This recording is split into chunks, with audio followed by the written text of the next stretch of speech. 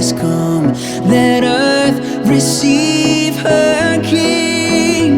Let every heart prepare him room. And heaven and nature sing, and heaven and nature sing, and heaven and nature sing, and heaven and nature sing, and heaven and nature sing, and heaven and nature sing.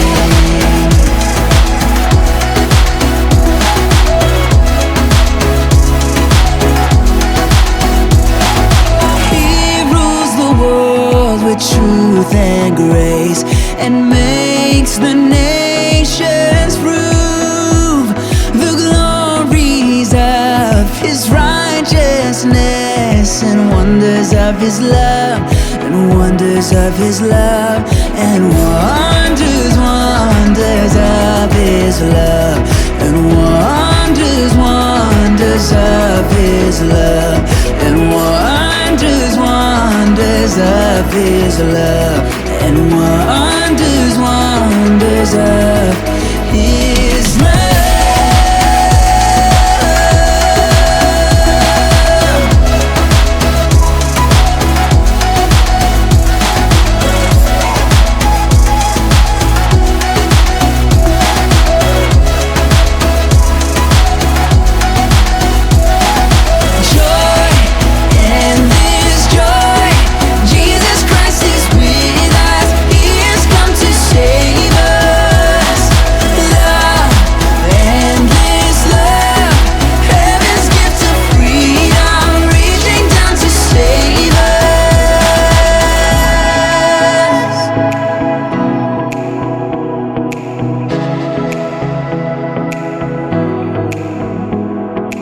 Joy to the world, the Lord is come. Let earth receive her King. Let every heart prepare him room. Heaven and nature sing, and heaven and nature sing, and heaven and nature sing, and heaven and nature sing, and heaven and nature sing, and heaven and nature. Joy in this joy, Jesus Christ is with us. He has come to save us. And love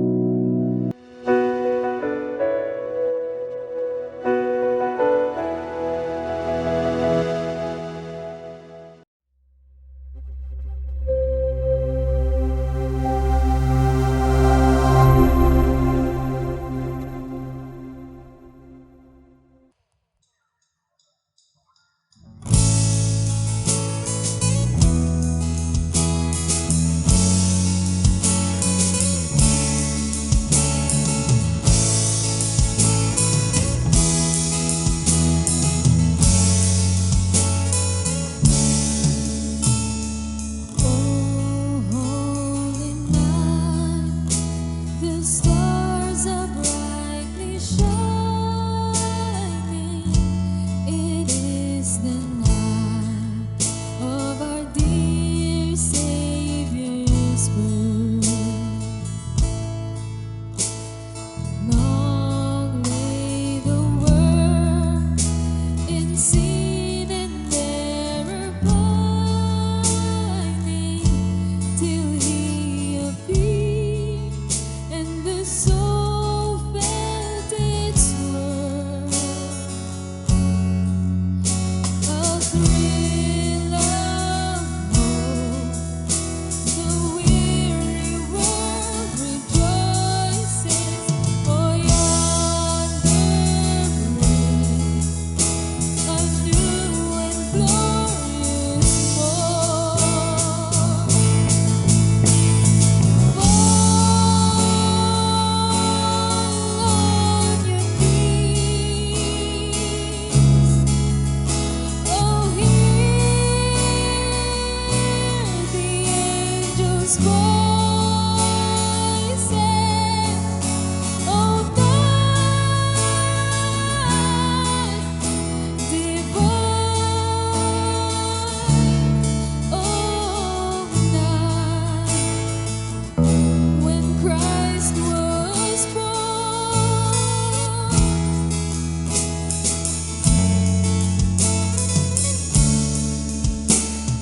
Truly He taught us to love one another. His law is love, and His gospel is peace. Chains He shall break, for the slave is a brother, and in His name all oppression shall cease. Sweet hymns of joy in grateful chorus praise we, let all within us praise His holy name. Christ is the Lord. Oh, praise His name forever. His power and glory evermore, evermore proclaim. His power and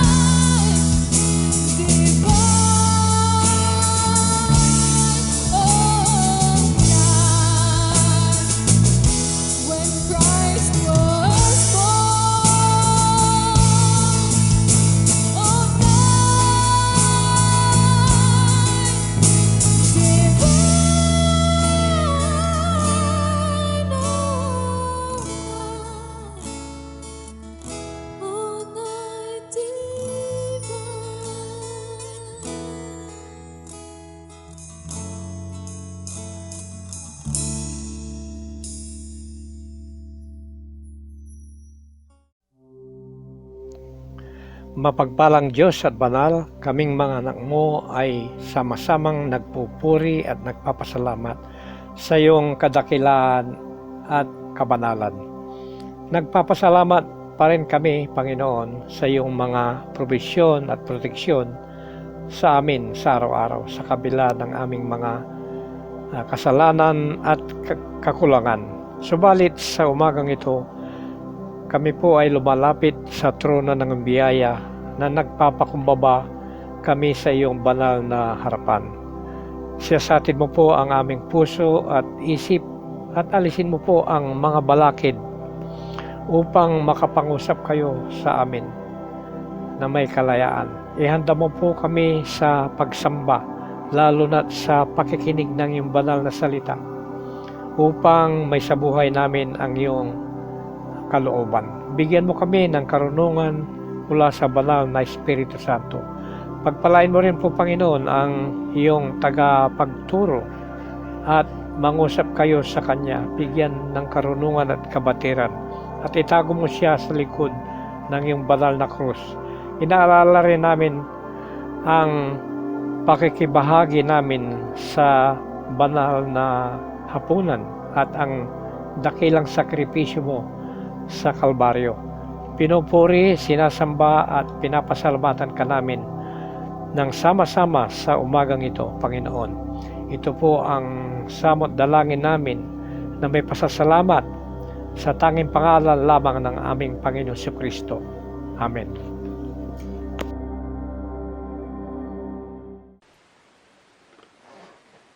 Ang ating pagbasa ay matatagpuan sa Mateo, Kabanata 2, talata 7 hanggang 11. Nang mabati dito, lihim na ipinatawag ni Herodes ang mga pantas at itinanong kung kailan lumabas ang tala. At pinalakad niya sila patungong Bethlehem matapos pagbili na ng ganito. Humayo kayo at inyong hanaping mabuti ang sanggol. Kapag inyong natagpuan, ibalita agad ninyo sa akin upang akong may makasamba sa kanya. At lumakad na nga ang mga pantas. Muli silang pinangunahan ng talang nakita nila sa silangan hanggang sumapit ito sa tapat ng kinaroroonan ng bata. Gayun na lamang ang galak ng mga pantas nang makita ang tala. Pagpasok sa bahay, nakita nila ang bata sa piling ng kanyang inang si Maria. Lumapit sila at nagpatira pa at sinamba ang bata. Binuksan nila ang kanilang mga sisidlan at inandog sa kanya ang dala nilang ginto, kamanyang at mira. Pinagpala na ng Panginoon ang pagkabasa ng kanyang mga salita. Hi everybody, Pastor Arnold po. From my home to yours, God bless you. God bless you. Ako po ang pastor ng Malabon Community Church at ako din po yung host natin tuwing Miyerkules ng gabi sa ating pong live broadcast sa Facebook. Sana samahan niyo po ako palagi kapag Miyerkules ng gabi. Welcome po sa ating part 2 ng ating pong series O Tidings of Comfort and Joy. Kung masyadong mahaba, sabihin na lang natin Comfort and Joy. Ito po ang unang linggo ng December. Ibig sabihin po, 20 more days bago po magpasko. Okay? So, hayaan nyo ako na yung unang babati sa inyo. Merry Christmas po sa ating pong lahat. I'm glad na nakasama ko po kayo ngayong linggo na ito dahil pag-uusapan po natin ang tungkol sa regalo. Opo, gifts. The greatest gifts. God's greatest gifts at Christmas. Okay?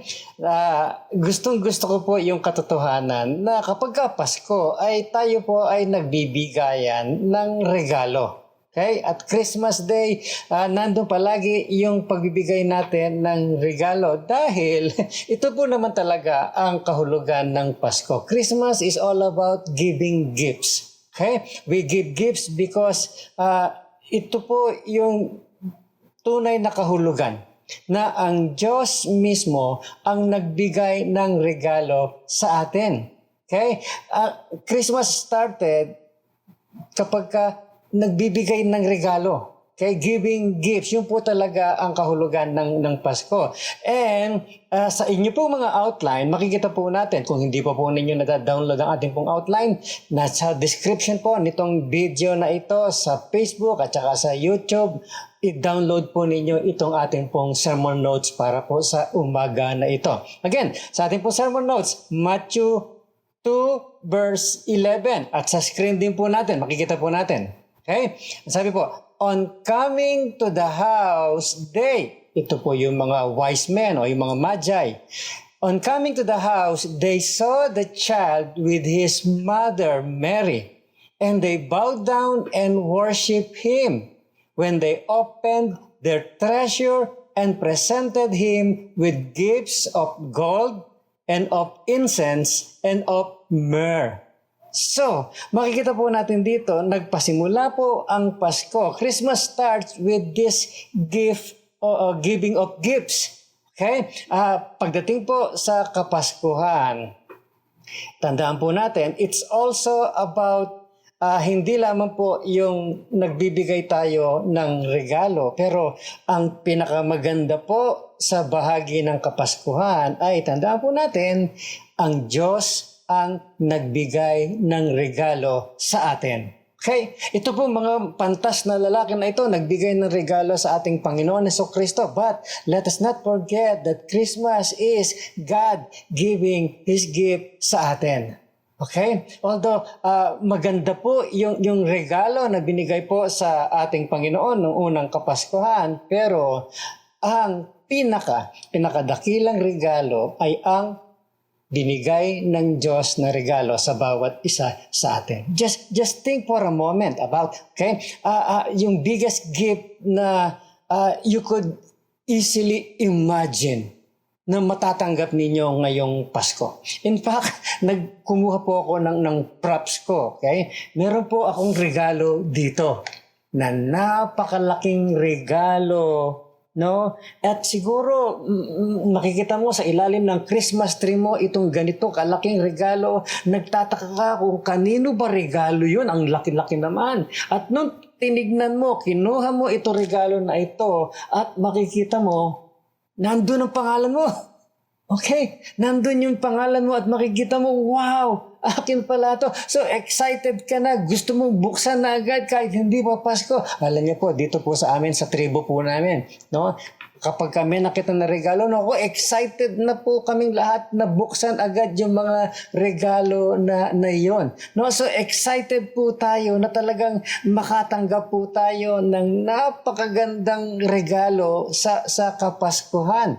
No? Talagang ang sarap ng pakiramdam na makatanggap ng regalo. Now, kung papansinin po natin, sa susunod na talata po, dyan sa ating pong sermon notes, sa 2 Corinthians 9:15, ganito naman po yung mababasa po natin.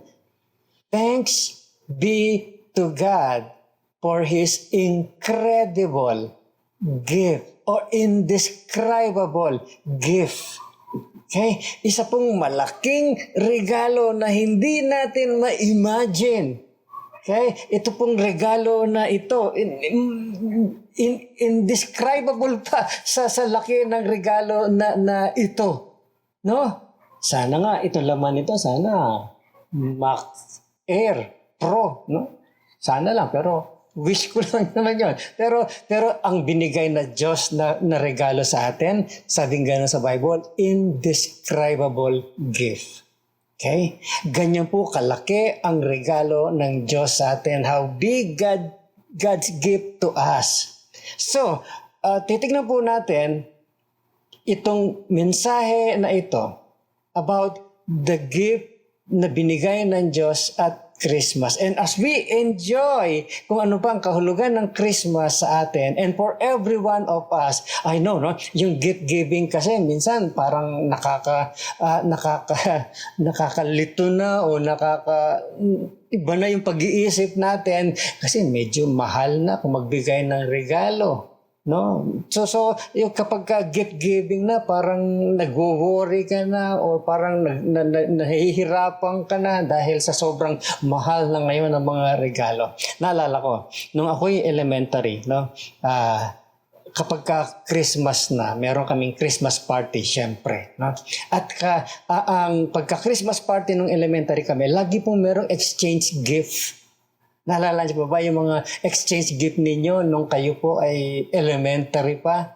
Naalala ko si Nanay Tonya noon na ibibili niya ako sa tindahan ng sabon na Lux at saka toothpaste na Colgate at ilalagay sa kahon ng katol at ibabalot pa niya itong kahon na ito ng Christmas wrapper syempre, no? So at ito naman yung pang-exchange gift sa aming eskwelahan nung ako'y elementary pa. No? So, magugulat ka na lamang na lahat pala ng mga estudyante, pare-pares kami na naisip, Lux at saka Colgate ang niregalo namin. Okay? So, ito po yung mga karanasan natin kapag ka exchange gift. So, ngayon, gusto ko mag-focus po tayo dun sa idea ng exchange gift. Okay? At as we talk about gift giving, at saka pagtanggap natin ng regalo, titignan po natin ito pong great gift exchange na binigay ng Panginoon. As if exchange gift tayo ng Panginoon. God is willing to exchange yung gift natin in a way na hindi maarok ng ating kaisipan. Kapag yung exchange gift na to, it's like nagbigay ka ng coffee mug and then ang natanggap mo naman ay oven toaster. Wow, di ba? So, mug lang ang binigay mo pero natanggap mo oven toaster sa exchange gift ninyo. No? Di kaya naman meron kang isang bagay na ayaw mo at ito yung ibinigay mo, pinangregalo mo dahil di mo type yung regalo na yon kaya ipinangregalo mo na lamang, no? So parang nagbigay ka ng good morning towel pero ang natanggap mo naman ay cordless drill. Wow! No? Something na gustong-gusto mo naman. Yung binigay mo, ayaw na ayaw mo, pero yung tinanggap mo ay yung gustong-gusto mo naman. Alam nyo, pagdating po sa exchange gift ng Panginoon sa atin, in God's great gift exchange, talagang yung bagay na ayaw natin, yung mga worst sa buhay natin, yung malala sa buhay natin, na talagang ayaw natin ito, and then papalitan ng Diyos sa very best na maaring mangyari sa atin. Ganun po ang exchange gift ng Panginoon. Yung ayaw na ayaw natin, papalitan niya ng pinakamagaling para sa atin. So, titignan po natin yung 5 God's great gift exchange para sa atin. Okay? It's like nagdala ka ng gamit na toothbrush na, naregalo ka ng gamit na toothbrush na, and niregaluhan ka naman niya, nakatanggap ka naman ng 8K television. Wow! Diba? So, paano nangyari ito? Lumang toothbrush ang binigay mo, tapos ang tanggap mo, 8K television. Mangyayari lamang po ito.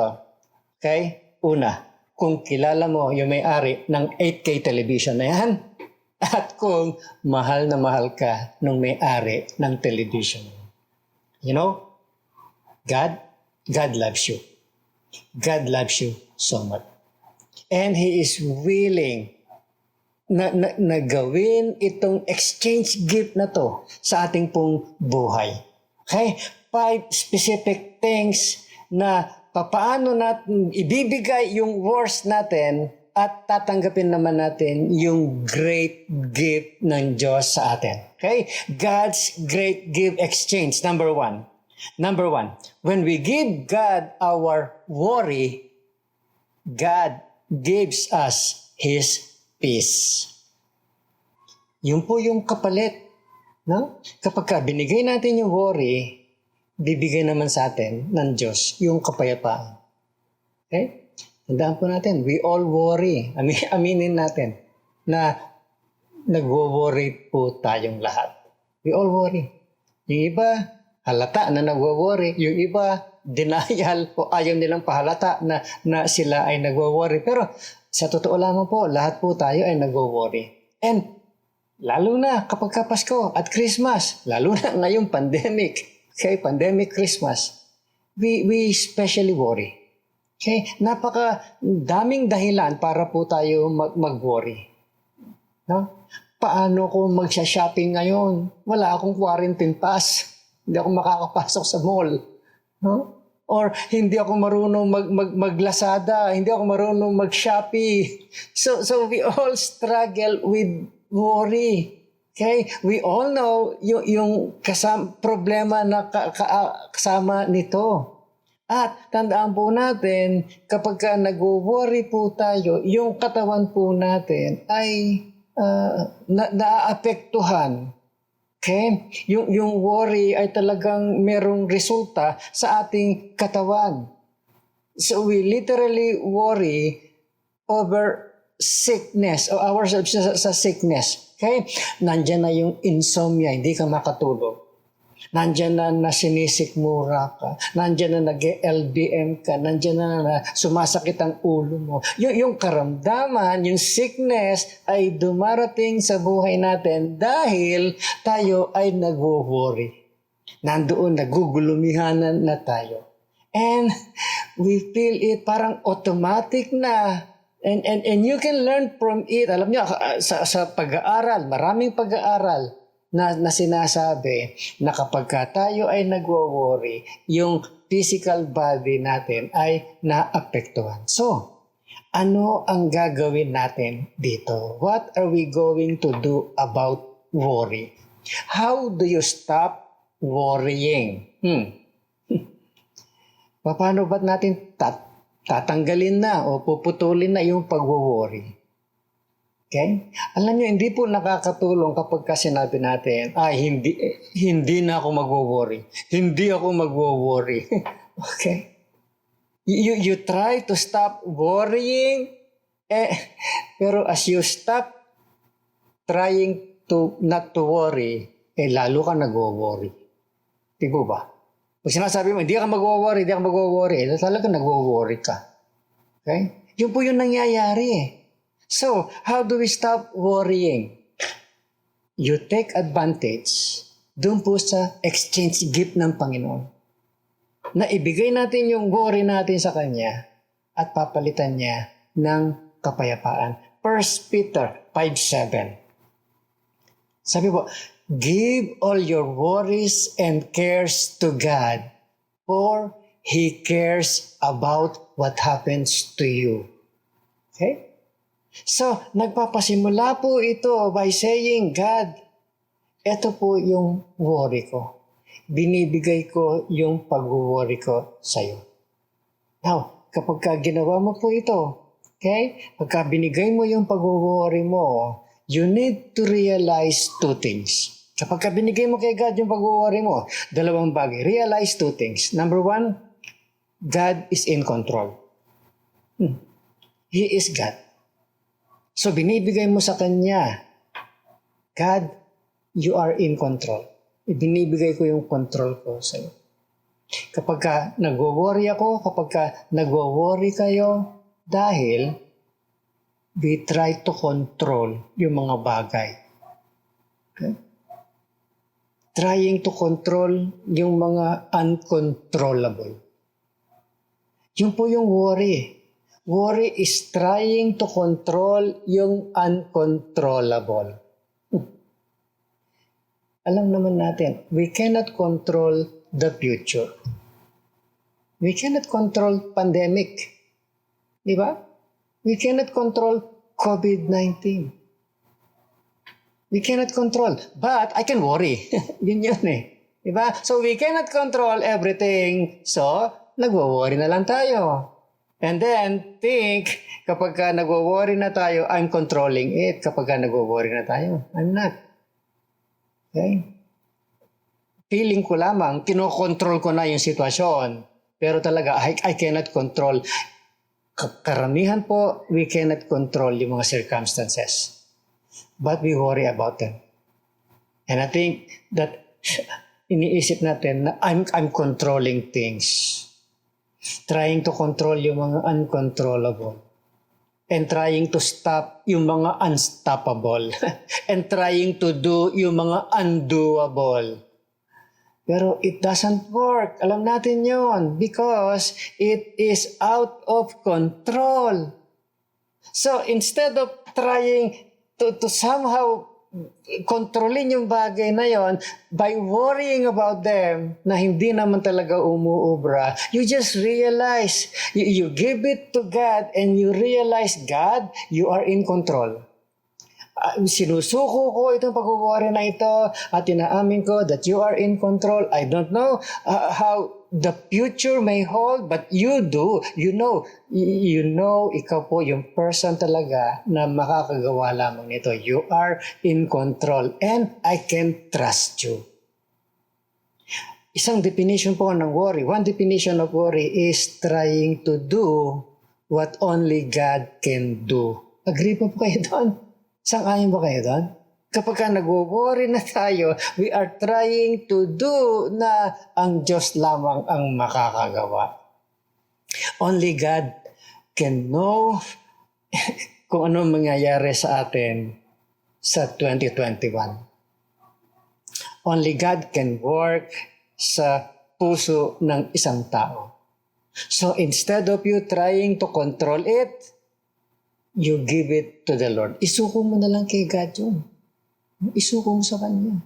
And the way to deal with something out of control is hindi yung mag-worry tayo, but to realize God is in control.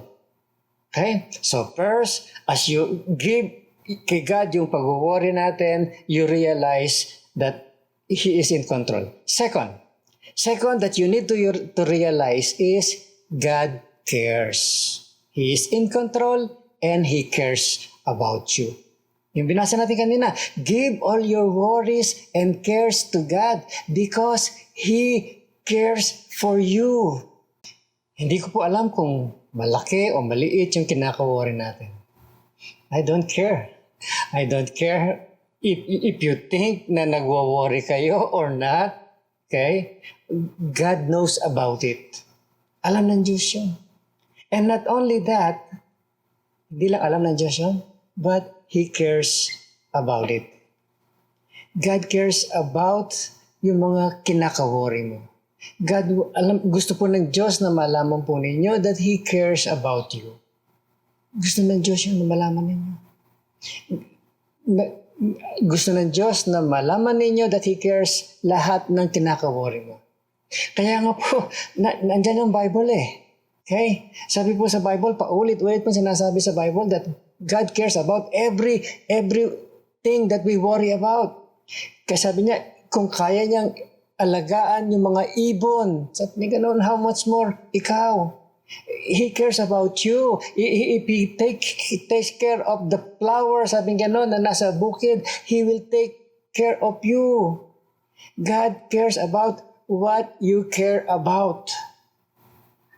Kaya po, merong Pasko. Dahil nais po ng Diyos na malaman mo that He cares about you. Naparito po si Jesus sa lupa para sabihin sa atin, God cares about what you are worried about. So, kukunin mo itong worry mong ito at ibibigay mo kay God, iririgalo mo kay God. At exchange gift kayo, anong ibibigay niya sa atin? Tingnan po natin yung susunod na talata. Okay, John 14 verse 27. Sabi po ng Panginoon, Jesus said, I am leaving you with a gift, peace of mind and heart. And the peace I give is not fragile like the peace of the world gives. So don't be troubled or afraid. So, ibibigay ko yung worry ko at bibigyan niya ako, papalitan niya ng kapayapaan. Ang galing na exchange gift noon. Di po ba? At kadalasan po, nangyayari ito sa pamamagitan po ng panalangin.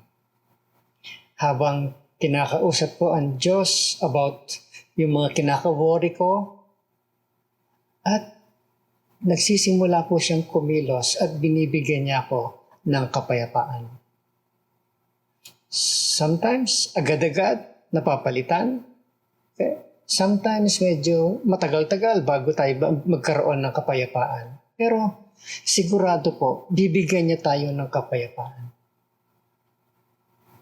Ito pong regalo na ito na nais ibigay ng Diyos sa atin, hindi lamang para sa akin, hindi lamang para sa iyo, ito po ay para sa lahat. So habang pinag-uusapan po natin itong pagbibigay ng regalo, pagtanggap ng regalo, at papalitan ng Diyos na regalo, gusto ko pong isipin ninyo ngayong Sunday na ito. Habang pinapanood niyo ako ngayon. Okay? Isipin po ninyo na nais din pong ibigay ng Diyos itong regalo ng kapayapaan na ito to everyone. Okay? Kahit na kanino man. Okay? Now, tanungin ko kayo, sino sa palagay ninyo ang nagwo-worry?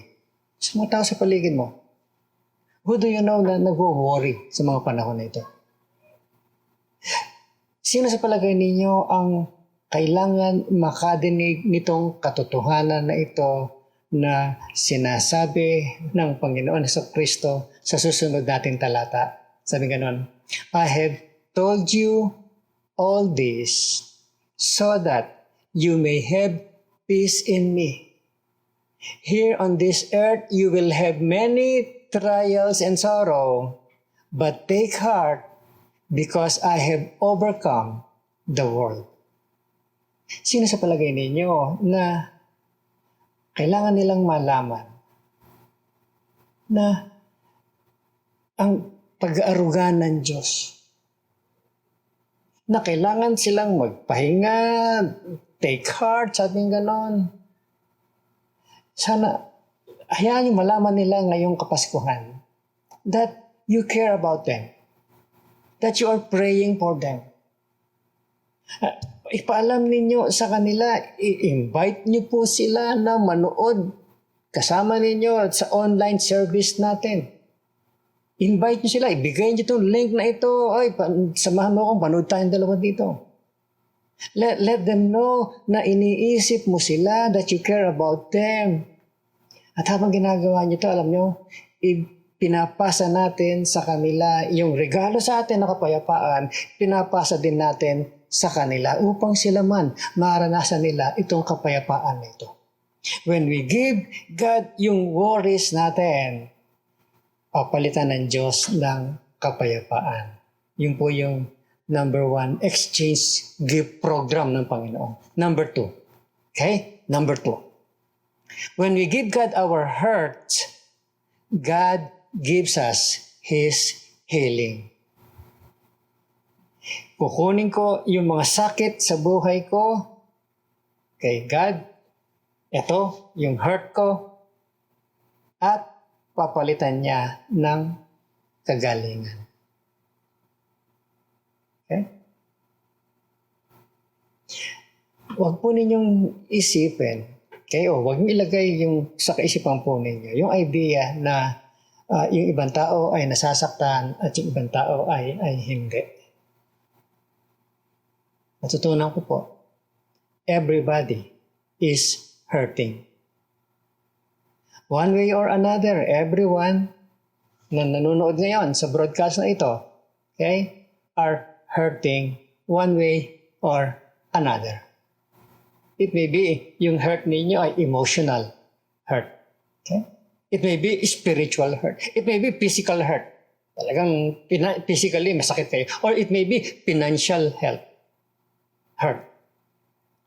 Everybody is hurting in some way sa buhay nila. Kaya nga po, gusto ko yung sinabi po sa awit, Psalm 147 verse 3. Okay? Ang ganda po nito na it talks about what God is willing to do sa kalagitnaan ng ating pong mga sakit. Basahin po natin na sabay-sabay. Okay? Ready? Begin. He heals the brokenhearted and binds up their wounds. God sees yung hurt natin, nakikita niya yung mga hurt natin, yung mga sakit natin na pinagdadaanan natin. Ngayong taon na ito, ang dami nating mga hurt na naranasan. Nakikita niya itong mga sakit na ito na pinagdadaanan natin. Even right now, nakikita niya ito. Okay? Lahat ng mga nangyayari sa buhay natin. Even yung mga nangyari before pa, many years ago, nakikita ng Panginoon yun. Nakikita niya yung mga hurt na ito. At sabi po sa Bible, He wants to heal the brokenhearted and binds up their wounds. Nakikita niya yung heartbroken na yan. Yung pusong wasak dahil nasaktan. At gusto niyang bigyan ng kagalingan. Sa kalagitnaan ng lahat ng mga bagay na ito, gusto niyang pagalingin yung nasasaktan nating puso. He wants to give you itong gift na ito, itong regalo na ito ng kagalingan sa lahat ng mga hurt natin. Gusto ko rin po yung kataga doon sa binasa natin. And He binds up their wounds. Okay? Ganun po ang ginagawa ng Diyos sa atin eh. Di ba pagka napilay ka, ano ang ginagawa ng mga doktor pag nagpunta ka ng orthopedic, binabalutan nila yung bahagi ng na pilay, di ba? They bind up itong broken bones na ito para sa ganon, lalo sinisemento ito para anong mangyayari? Para gumaling, para magbalik sa dati. Ganun po ang ginagawa ng Panginoon. Hindi po agad-agad gumagaling yung mga sakit na yon, but He binds them. He binds them. God binds yung mga broken heart natin. Okay? Yung mga lugar na tayo ay nasasaktan, binabalutan ng Panginoon ng kanyang pagmamahal, ng kanyang kabutihan, ng kanyang biyaya. With His presence, He binds up the wounds so that slowly but surely, nandun po yung kagalingan. If you're going through a hurt right now, at kailangan mong talian ng Diyos itong mga sugat na ito. Okay? Madalas po, nakaka-encourage po sa akin kapag ako ay nasasaktan, ay binabasa ko ang mga awit. Okay? Ang napakadami pong mga encouragement dito. Lahat yata ng karanasan ng tao nandito sa awit na ito. So basahin lamang po ninyo. If you want to bind yung mga sugat natin sa puso natin, basahin po ninyo yung mga awit. Okay? At makaka-encounter po kayo kagaya ng Psalm 23 verse 1 and 3. 1 to 3. Ito po yung series natin tuwing prayer meeting. Okay? Na mababasa natin, The Lord is my shepherd. I shall not want. He makes me lie down in green pastures. He leads me beside quiet waters. He restores my soul. Hahayaan lang po natin mag-usap itong mga awit na ito. At ito po yung paraan para mabalot ng Diyos o talian ng Diyos yung mga sugat natin, yung mga sakit natin. Okay? Naalala ko, gumawa tayo ng series nito sa ating pong prayer meeting. At kung gusto po ninyong balikan itong mga devotions na ito, mag-subscribe lang kayo doon sa aking YouTube channel para marinig po natin, mapanood natin lahat itong mga devotions na ito. Ito po yung paraan ng Diyos para matalian yung ating pong mga sugat. At kapag tayo dumadaan sa mga sakit sa buhay natin, tatalian ng Diyos itong mga sugat na to at magdadala ng kagalingan sa atin. At meron pang gustong paggawaan Diyos sa atin Hindi lang niya tayo gustong pagalingin, pero gusto rin niya na ipasa natin sa iba na nasasaktan din. No? Kumbaga, tinanggap mo itong regalo na ito, no? At gusto ng Diyos na ikaw naman, dahil natanggap mo na ito, ipasa mo naman sa iba na dumadaan din sa the same hurt. Okay? Isang malinaw na talata po patungkol dito. Sa 2 Corinthians chapter 1 verse 4. Sa message para praise, ganito po yung bababasa natin. He, pertaining kay God, He comes alongside us when we go through hard times.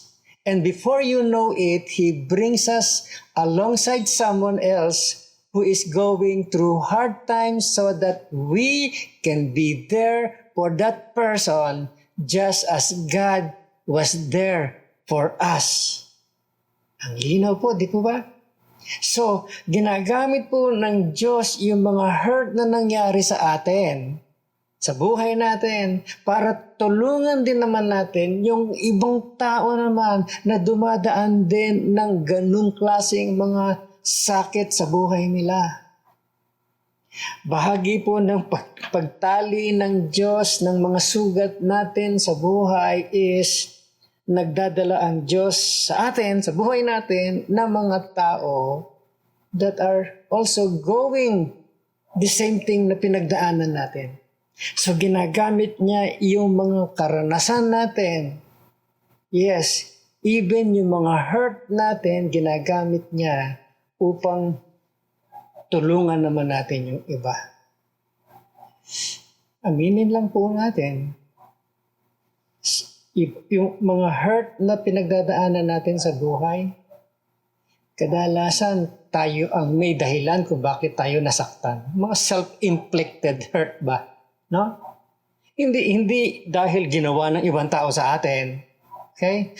Kadalasan po ng mga hurt natin ay dahil sa ating sariling desisyon. And God will use even itong mga hurt na ito. Papagilingin niya tayo even sa mga hurt na tayo ang may kasalanan. No? At magdadala siya ng kagalingan dito so we can also share them to other people. Okay? So, sino sa palagay po ninyo ang dumadaan ngayon ng mga sakit?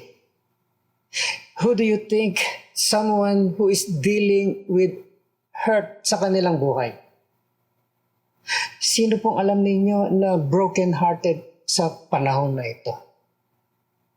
Ang encouragement ko po sa inyo is maybe kunin niyo yung cellphone ninyo, no? As you think about that person, i-message niyo po sila. Sige po, mag-multitasking kayo habang nanonood kayo sa akin ngayon. Kunin niyo ibang gadget ninyo, i-message po ninyo, i-send niyo po itong link na ito na pinapanood natin, i-invite niyo po sila na i-like nila yung Facebook page natin. No? O punta sila sa YouTube channel natin at sabihin natin sa kanila, hey, I'm thinking about you. Iniisip kita sa mga oras na to. I'm praying about you. Alam niyo, hindi niyo po alam yung kapangyarihan po ng simple invitation. Yung simpleng in-invite mo sila, tinext mo sila, would you like to watch this video with me? No? Yung difference nun that Jesus Christ can make dun sa buhay ng tao na yon. Sa simpleng ibinahagi mo lamang. Okay? Kung anong ginawa ng Diyos sa buhay mo. Napakalaking bagay po para dun sa taong na ito. When we give God yung worst natin, papalitan niya ng the very best niya. Okay? Ito po yung pangatlong gift exchange program ng Panginoon. Number 3. When we give God our grief, God gives us His joy. Kapag binigay natin yung mga kalungkutan natin, pinapalitan niya ng kagalakan. And lahat naman po tayo dumadaan doon sa kalungkutan. Okay? And the only way not to grieve dito sa sanlibutan na ito, para hindi ka malungkot dito sa sanlibutan na ito, huwag kang magmahal. No? Huwag kang magmahal. Dahil dito sa sanlibutan na ito, tandaan po natin, we don't last forever. People don't last forever. Darating ang panahon na mawawala sila sa atin. Okay? At kapag nawala sila dahil mahal mo sila, malulungkot ka. So para hindi ka malungkot, huwag kang magmahal. Imposible naman yun, di ba? Imposible yun. Dahil nagmamahal tayo, nandun po darating yung kalungkutan sa buhay natin. And, alam nyo, kapag ka Pasko, especially kapag ka Pasko, mas lalo natin nararamdaman yung mga nawala sa buhay natin. Ewan ko ba kung bakit, no? Kapag ka Christmas season na, lagi nating yung theme song natin, ang Disyembre ko ay malungkot. Parang, pagdating ng Pasko, parang lumalala yung kalungkutan, tumataas yung pagkakataon na tayo ay nalulungkot. Hindi lang nalulungkot. There are times din na sobrang saya mo kapag Pasko, and there are times din na sobrang lungkot mo pagka Pasko. If you are going through a grief right now, okay, talagang it turns up the volume sa grief na ito kapag Pasko. I know you are going through a grief right now. And I'm sorry na ikaw ay nalulungkot. I'm sorry that you are going through dito sa kalungkutan na ito. And I know as we go through dito sa kalungkutan na ito ngayong Pasko, sometimes iniisip natin that ayoko na lang pag-usapan to. Huwag na lang natin pag-usapan itong kalungkutan na ito. Hayaan na lang natin, lumipas na ito. Okay? Magiging okay din ako. Huwag natin pag-usapan. Pero yung kalungkutan po ay talagang totoo. So, mas maganda pang pag-usapan natin, harapin natin ito, kesa ignore na lang natin siya. At para harapin po natin itong kalungkutan na ito, to deal with grief, ay ibigay natin sa Diyos. Give it to God. Because only God is greater than our grief. God, sabihin natin, ito po yung kinakaharap ko ngayon. Ito po yung kalungkutan ko ngayon. Doon ka magsimula. Yun ang gawin natin. Pwede mong gawin yan ngayon din. Sa inyong kaisipan. Sabihin mo, Panginoon, ito po yung kinalulungkot ko. When you do that, binigay mo yung kalungkutan mo, binigay mo yung grief mo sa Kanya. The greatest thing na ibibigay niya, bibigyan Kanya ng kaaliwan. John 16 verse 20, sabi ko ng Panginoon dito, you will grieve, but your grief will turn to joy. So, ibibigay natin yung kalungkutan natin sa Kanya at bibigyan niya tayo ng kagalakan. Okay? Naalala ko tuloy yung kanta, na classic na kanta. Give them all, give them all, give them all to Jesus, and He will turn your sorrows into joy. Di po ba? Minsan parang mahirap maunawaan, hindi ka paniwala na bibigyan ka niya ng kagalakan. Ngayon, habang ikaw ay dumadaan sa kalungkutan, paano mangyayari yun? Paano mangyayari yun? He gives us His joy. Kapag ka na-realize po natin na lahat po nangyayari sa atin dito sa mundong ito, ay hindi po lahat yan ng final. As we begin to realize yung mga bagay na nawala sa atin, na nakinalulungkot po natin, as we begin to realize na nawala itong tao na ito sa ating pong buhay, huwag niyo kalimutan. Pagdating sa langit, magkikita ulit kayo niyan. So, hindi siya final. Di ba? Ito mga pangyayari sa buhay po natin na nawalan tayo. Na hindi nangyari yung kagustuhan po natin. Aayusin po ng Diyos ito. That in a way, pagdating natin sa langit, mabubura lahat yung mga nangyari sa atin. Di ba? Yung kawalan na ito na meron tayo. Yung trahedya na yun na nangyari sa atin. God is going to use that dun sa langit para maging blessing naman. Who knows, itong pandemic na ito, itong COVID na ito, it's not final. God will replace this. Yung grief natin, yung kalungkutan natin, God will turn it into joy. As I realize na itong sanlibutan na ito, okay, na hindi ko nilalagay yung aking pag-asa dito sa sanlibutan na ito, but I put my hope on the eternity. I put my hope sa pangako ng Diyos. Ang problema po kasi is, kapag nilagak ko yung pag-asa ko dito sa sanlibutan na ito, of course, malulungkot ako. Diba? Because dito sa sanlibutan na ito, madalas tayo po ay sinasaktan. This world let us down Di ba? Pero tandaan po natin, God or heaven, eternity, it won't let us down. Kaya po itong kalungkutan na ito, slowly but surely, nagpapalitan po ng kagalakan. Again, dito po sa exchange program ng Panginoon na ito ay hindi po instantly nangyayari. Okay? Slowly, surely, God, pinapalitan niya itong kalungkutan natin ng kagalakan as I realize, as you realize, hindi ako nilikha ng Panginoon para dito sa sanlibutan na ito.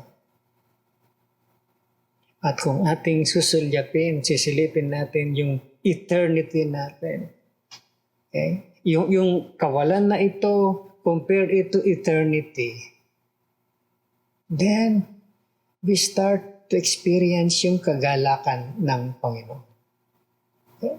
Because we know that we are created for eternity. Jesus came to turn yung kalungkutan natin to joy. Tingnan po ninyo yung mensahe po ng mga anghel doon sa mga pastol. Okay? The first Christmas, Luke chapter 2, verses 10 to 11. But the angel said to them, "Do not be afraid. I bring you good news of great joy that will be for all the people. Today, in the town of David, a Savior has been born to you. He is Christ the Lord." Yun po yung basihan ko kung bakit yung tema po natin, yung series natin ngayon ay Comfort and Joy o Tidings of Comfort and Joy. Alam niyo, paulit-ulit po lumalabas itong mensahe na to, do not be afraid. Do not be afraid. Ang unang mensahe po ng mga anghel sa mga shepherd na ito, do not be afraid. You know what? Many people, not only dito sa Pilipinas, are natatakot because of this COVID-19. So, ang mensahe po ng Pasko, do not be afraid. Do not be afraid. I bring you good news of great joy. Nandun po yung mensahe ng anghel, nandito po yung mensahe ng Panginoon sa atin. Ang dala-dala niyang balita ay kagalakan. Para kanino? For all the people. For all the people.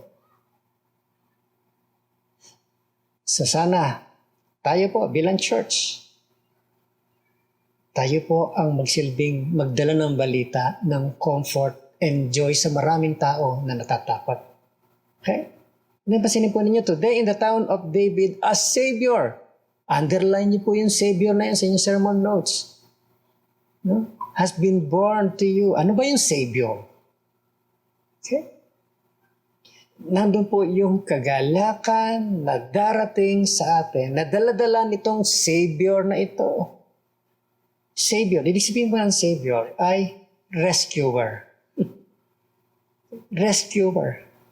Yung kalungkutan, papalitan niya ng kagalakan.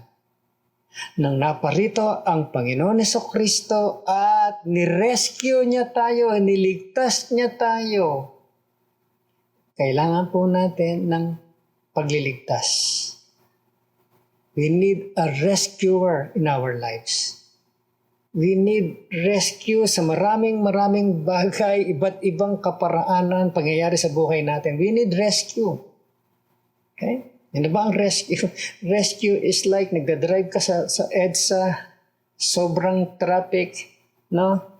And somehow, merong nakaimbento ng isang helicopter na magbababa ng malaking magnet at mamagnet yung sasakyan mo at aangatin ka at dadaling ka, i-rescue ka sa traffic na yon, dadaling ka sa bahay ninyo nang wala, mabilis. Ang ganda nun, di ba? Parang malikot lang po yung kaisipan ko. Yun po yung rescue.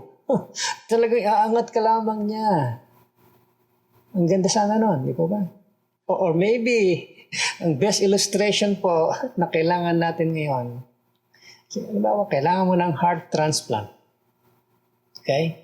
And somebody na nakaranas ng trahedya, na aksidente, at pumirma siya na pwedeng ipamigay yung bahagi ng kanyang mga katawan. So binigyan kanya ng panibagong puso. Yun po yung rescue. You need a heart transplant and somebody rescue you from that karamdaman.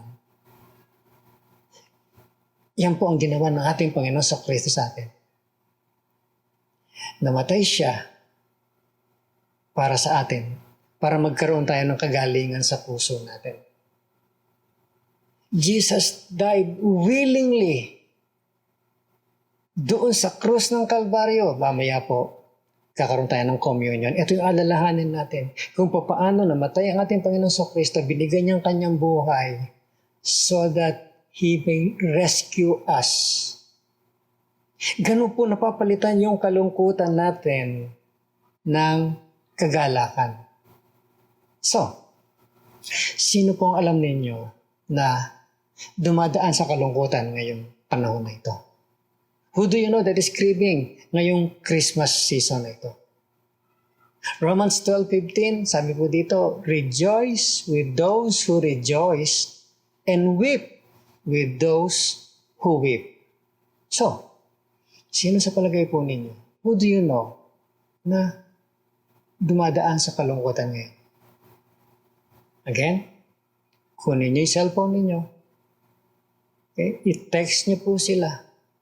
Sabihin mo, hey, I'm thinking about you. Pinag-uusapan namin ngayon sa online namin na yung mga taong dumadaan sa kalungkutan, and ikaw yung naisip ko, ikaw ang naalala ko. I am praying for you.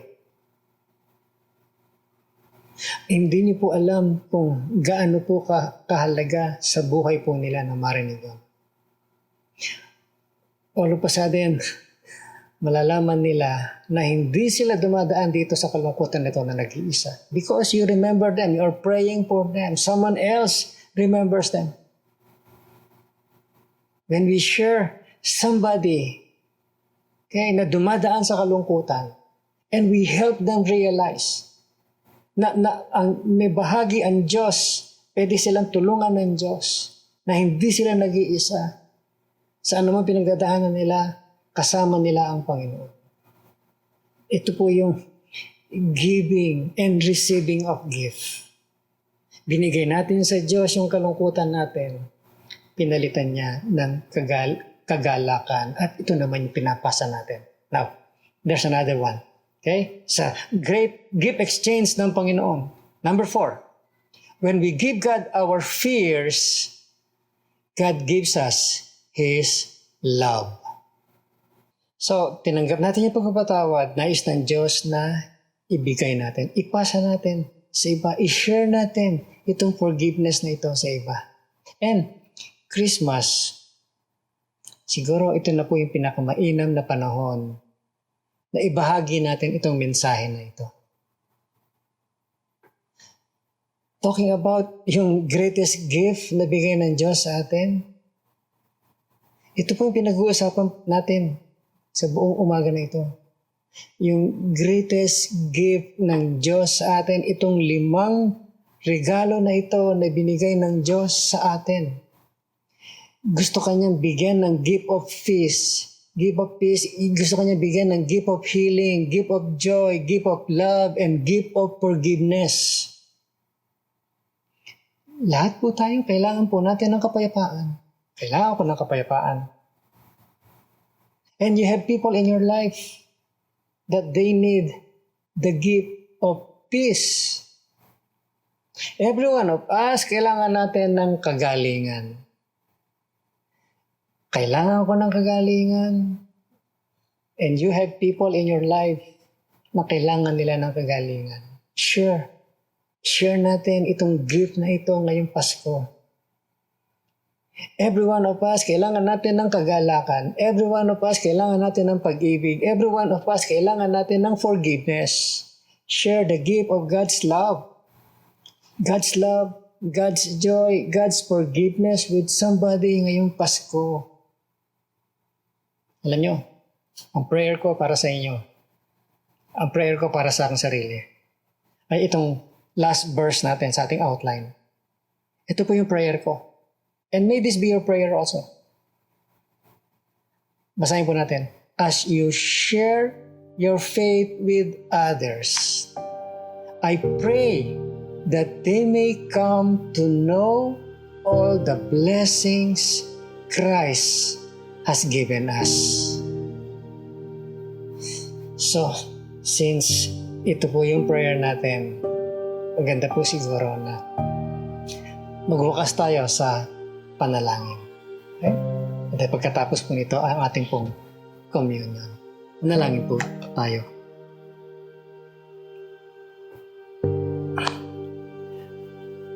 Amang banal,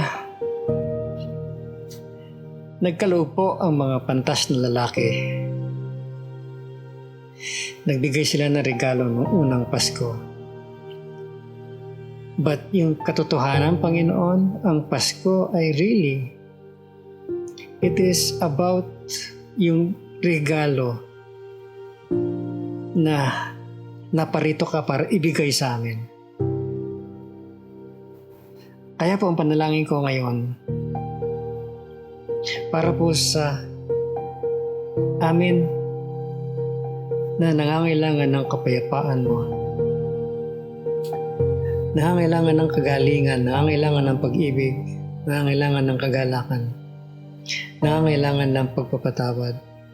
Ngayon, mga nanonood sa amin ngayon, ang dalangin ko, Panginoon, na pagkalooban mo po nitong regalo na ito sa kanilang puso, sa kanilang buhay. Habang nagtitiwala kami sa inyo, Panginoon, pagkaloob mo po. As we pray together, Panginoon, as we pray for our family, sa aming kaibigan, na nangangailangan ng kapayapaan, nangangailangan ng kagalingan, nangangailangan ng kagalakan, pag-ibig at pagpapatawad, Lord. Ito po yung panalangin namin. Sana itong taon na ito ang taon para tanggapin nila itong regalo na ito. Itong blessing na ito na pinagkakaloob mo ngayong Pasko. Nawa, Panginoon, tanggapin nila lalong-lalo na po yung pagpapatawad. Kung nais mong tanggapin itong forgiveness na ito, sabihin mo lamang, taimtim sa iyong sarili. Panginoon Jesus, tinatanggap ko ang pagpapatawad mo. Naamin ko na ako ay nagkasala at ikaw lamang po ang makapagpapatawad sa akin. Tinatanggap kita bilang aking Savior, my Rescuer. Salamat na ikaw ay namatay sa krus para sa aking mga kasalanan. Gawin mo po akong isang taong namumuhay ayon sa iyong kagustuhan. Maraming salamat, Panginoon, sa oras na ito. Salamat po sa mga tumanggap sa regalo mo. Ito po ang dalangin namin sa pangalan ni Jesus. Amen.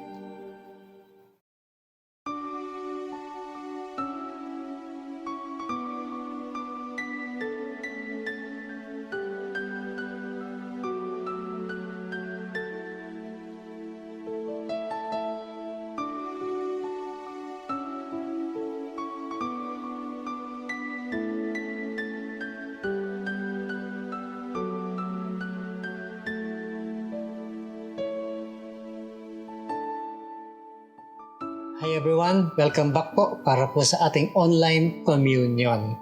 Okay?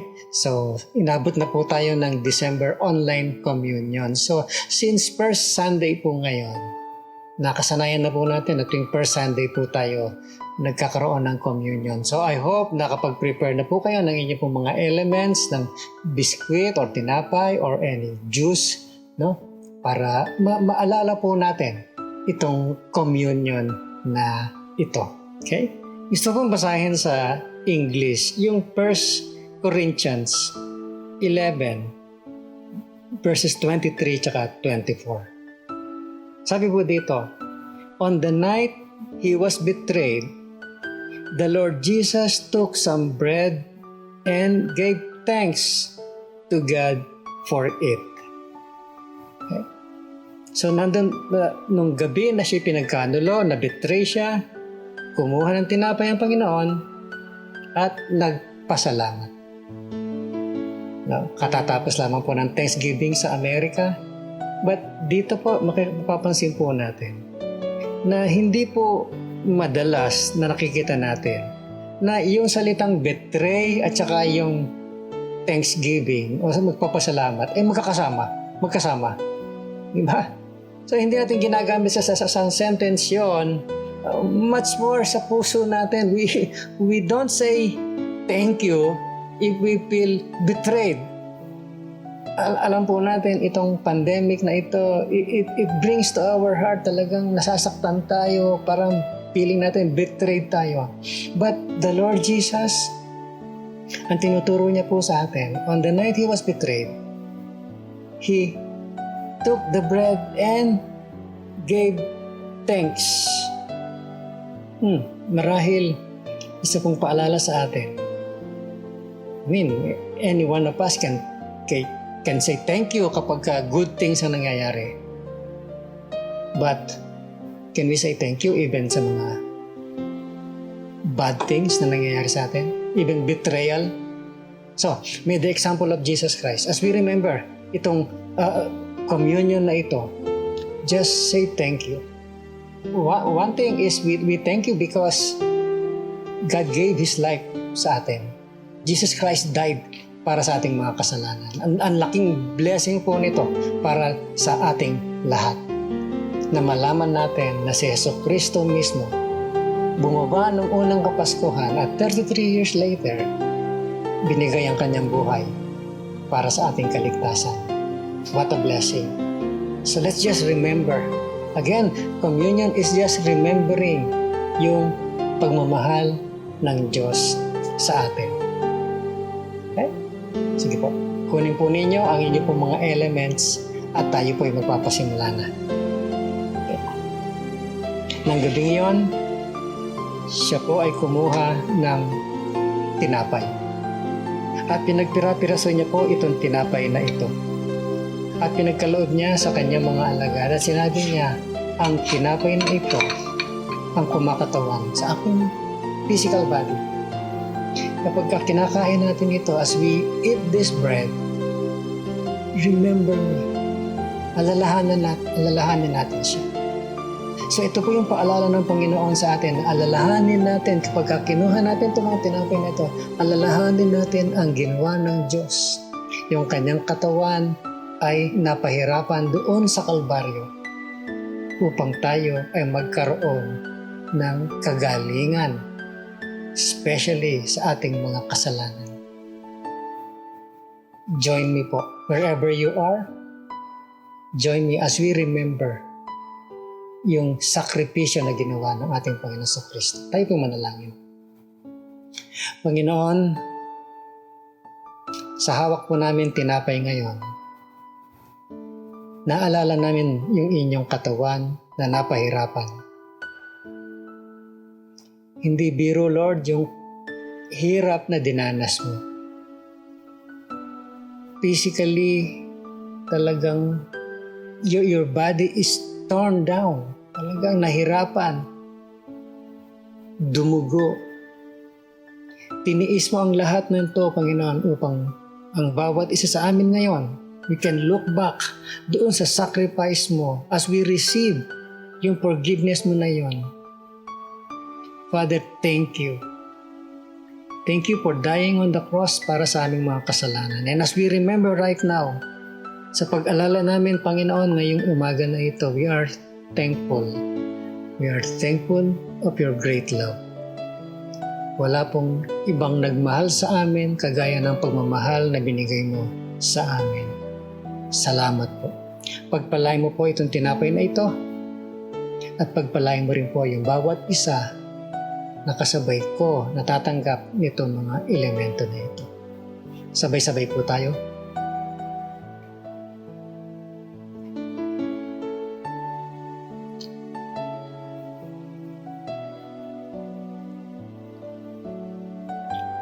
Pagkatapos maghapunan, kumuha ang Panginoon ng saro at sinabi niya, itong saro na ito ang nagpapaalala ng aking dugo na nabuhos sa Kalbaryo. Of course, hindi naman po literal na nabuhos dahil hindi po ganun karami ang dugo ng Panginoon. Pero symbolically, kagaya sa Old Testament, kailangan magbuhos ng dugo para mapatawad sila sa kanilang kasalanan. So Jesus Christ made itong final sacrifice na ito, na yung kanyang dugo ang binuhos upang maging final sacrifice sa ating mga kasalanan. Hindi na natin kailangan pang paulit-ulit gawin ito dahil sapat na ang kanyang ginawa.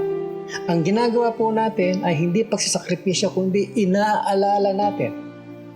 Inaalala natin yung kanyang ginawa.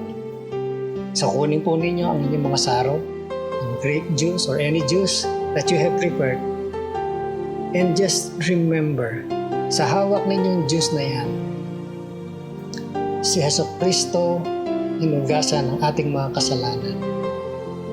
Because of His sacrifice, tayo ngayon ay nilinis na sa ating mga kasalanan. Malinis na ang bawat isa sa atin. Pinatawad niya na tayo, banal niya na tayo, ginawa niya na tayong banal. Sa kanyang harapan, tayo po ay banal na. Of course, araw-araw tayo po ay nakakagawa ng mga pagkakamali, pagkakasala. We just need to confess them. But positionally, sa harapan ng Panginoon, malinis na po tayo. Okay? Sa pagtanggap po natin ito, alalahanin po natin yung position natin, nilinis na tayo ng ating Panginoon. Tayo po ay manalangin. Panginoon, kami po ay nagpapasalamat sa sakripisyo na binigay mo ng inyong dugo na kami po ay hinugasan mo na sa aming mga kasalanan. Lord, inaalala po namin itong pagkakataon na ito. Because sometimes, Lord, we need to be reminded of our position. Sometimes nakakalimutan namin na kami po ay banal na sa inyong harapan. Sometimes napapadaig pa kami ng aming mga kasalanan, pero Lord, nilinis mo na kami. Nais namin magbalik, Panginoon. Nais namin nalalahanin yung posisyon namin na ito. Sa pagtanggap namin, Panginoon, itong elemento na ito, dalangin po namin. Dalangin ko na pagpalain mo itong mga elemento na ito. Pagpalain mo rin po yung bawat isa sa amin. Sabay-sabay po tayo.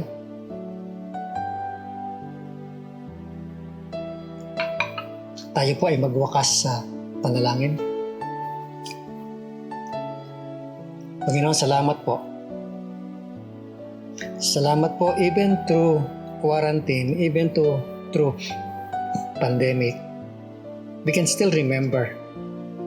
Maaari pa rin po namin alalahanin. Lord, hindi po sa isang building lamang nagaganap ito, kundi in our hearts, Father. We sincerely remember yung ginawa mo. Salamat po. Salamat po, Panginoon, sa inyong dakilang pagmamahal sa bawat isa sa amin. Noong tinanggap ka namin bilang tagapagligtas ng buhay po namin, binago mo na kami, nilinis mo na kami. Lord, you have asked us to remember these things. Yun po yung ginagawa po namin doon. Salamat po sa iyong presensya sa bawat tahanan. Nakasabay ko pong gumaganap ngayon. Salamat po sa banal na Espiritu na kasama namin na gumagawa nito. Panginoon, ang dalangin ko po na mas lalo pa namin maranasan yung inyong presensya. Mas lalo pa kami lumago sa pagkakilala namin sa inyo. Mas lalo pa kami maglingkod sa iyo sa kaparaanan na nais mo. Again, Lord, sa aming paghiwa-hiwalay, ang dalangin ko po na ikaw ang patuloy na magbuhos ng pagpapala sa bawat isa na naaabot po nitong broadcast na ito. I pray, Father, that you would just bless them. Ibigay mo po, Panginoon, ng pagpapala sa pamamagitan po ng inyong lingkod. Naway sa inyong lahat ang pagpapala ng Panginoon Jesucristo, ang pag-ibig ng Diyos. What great love God has for us. Ang pag-ibig ng Diyos at ang pakikisama ng Espiritu Santo. Mula ngayon, magpakailanman. Amen. Amen.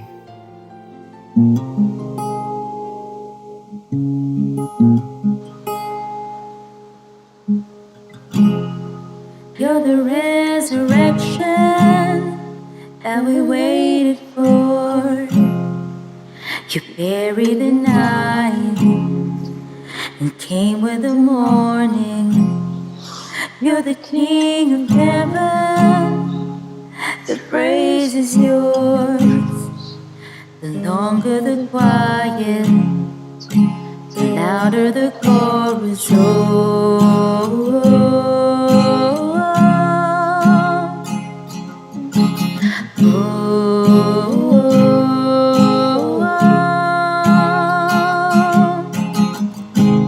We will sing a new song. Is dead and gone with the winner.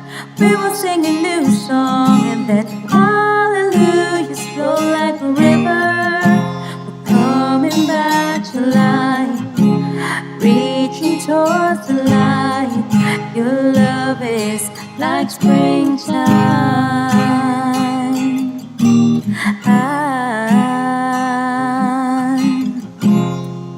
You're the living water, God, we thirst for you.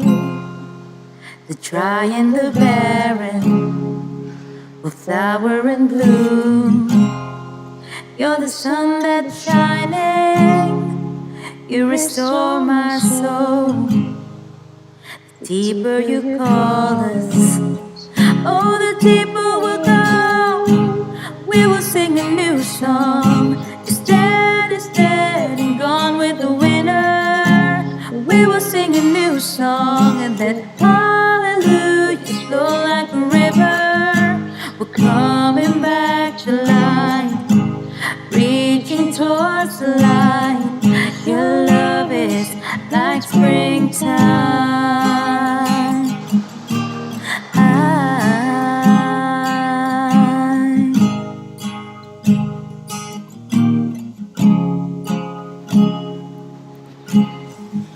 Come tend the soil, come tend the soil of my soul. And like a garden, and like a garden I will grow. I will grow.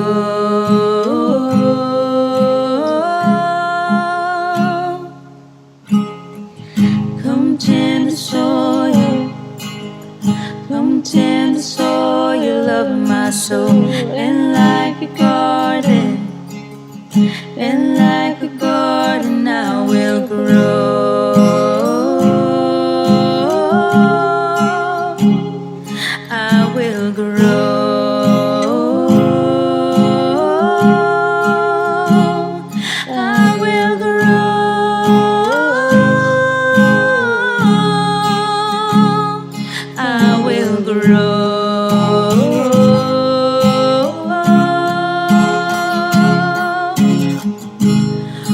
sing a new song. Instead, instead, gone with the winter. We will sing a new song, and that hallelujahs flow like a river. We're coming back to life, reaching towards the light. Your love is like springtime.